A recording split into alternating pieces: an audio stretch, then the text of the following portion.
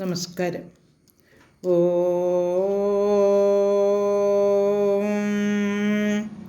ഓം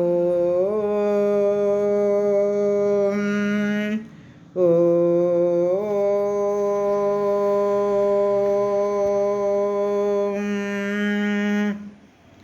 സർവമംഗളമംഗല്യേ ശിവേ സർവാർത്ഥസാധികേ ശരണ്യേ ത്രയംബകേ ഗൗരി നാരായണി നമോസ്തുതേ. ഓം മഹാദേവ്യൈ നമഃ. ശ്രീമദ് ദേവി ഭാഗവതം ദ്വിതീയ സ്കന്ധം അധ്യായം 5.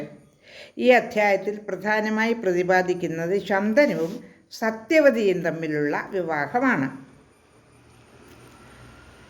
അപ്പോൾ ഋഷികൾ പറയുകയാണ് സൂതനോട്, വസുക്കൾ ജനിച്ചതും ഗാംഗേയൻ്റെ ഉൽപ്പത്തിയെപ്പറ്റിയുമൊക്കെ അങ്ങ് ഞങ്ങളെ പറഞ്ഞു കേൾപ്പിച്ചു വളരെയധികം സന്തോഷിപ്പിച്ചു.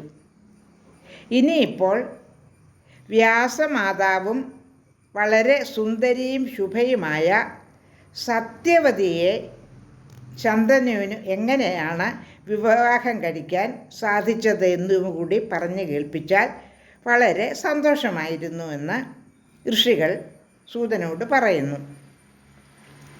ആ കഥ വിസ്തരിച്ചൊന്ന് പറഞ്ഞു തരിക എന്ന് അപേക്ഷിക്കുന്നു.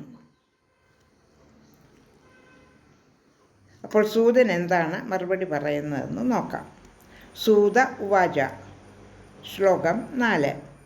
ശന്തനൂർനാമരാജർഷിർ മൃഗയാ നിരത സദാ വനം ജഗാമനിഘ്നൻ വൈ മൃഗാംശ മഹിഷാൻ രുരൂൻ. ശന്തനു മഹാരാജാവ് വനത്തിൽ പോയി മാൻ, കാട്ടുപോത്ത്, രുരു തുടങ്ങിയ മൃഗങ്ങളെ വേട്ടയാടിക്കൊണ്ട് സദാ മൃഗയാനിരതനായി കഴിഞ്ഞു. ശ്ലോകം 5.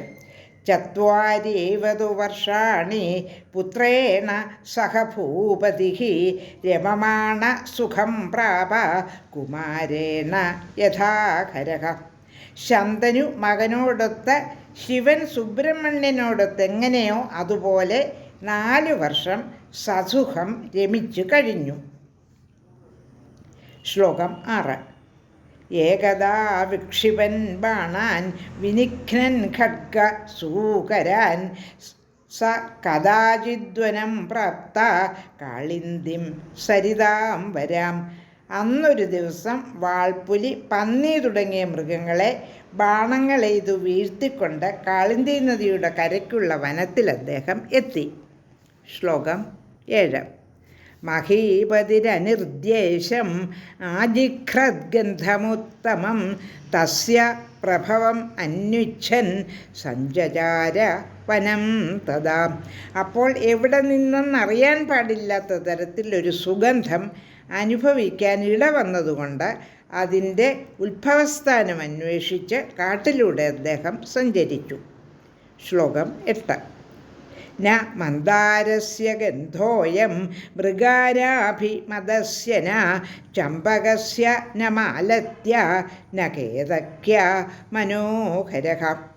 മന്ദാരത്തിൻ്റെ മണമല്ല, കസ്തൂരിയുടെ മണവുമല്ല, ചമ്പകത്തിൻ്റേതല്ല അല്ല, മാലതിയുടേതും അല്ല, കൈതപ്പൂവിൻ്റെയുമല്ല. എന്തൊരു ഹൃദയാവർജകമായ ഗന്ധം.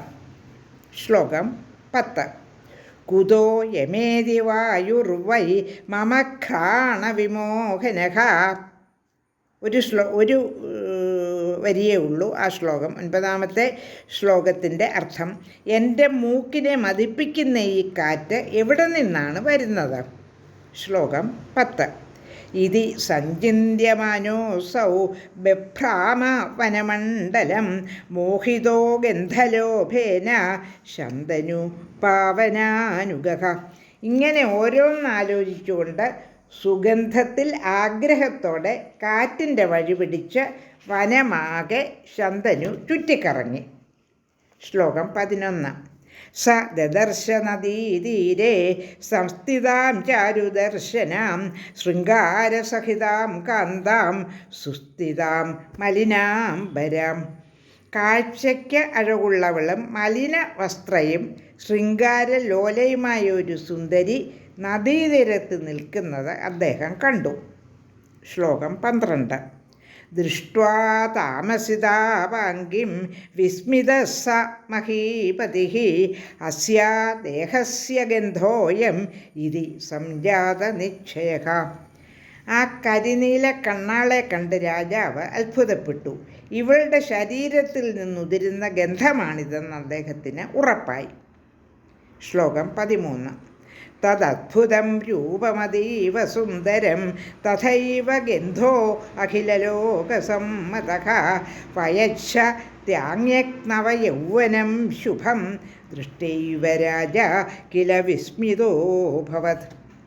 അത്യന്തം സുന്ദരവും അത്ഭുതാവഹവുമായ രൂപം, അതുപോലെ തന്നെ സകല ലോകവും സമ്മതിക്കുന്ന ദേഹഗന്ധം, അതുപോലെ തന്നെ ശുഭമായ നവയൗവനപ്രായം, ഇതെല്ലാം കണ്ടപ്പോൾ തന്നെ രാജാവ് അത്ഭുതപ്പെട്ടു. 13 ശ്ലോകങ്ങൾ പാരായണം ചെയ്തു കഴിഞ്ഞു. 5-ാം അധ്യായത്തിൽ ലോകാ സമസ്ത സുഖിനോ ഭവന്തു.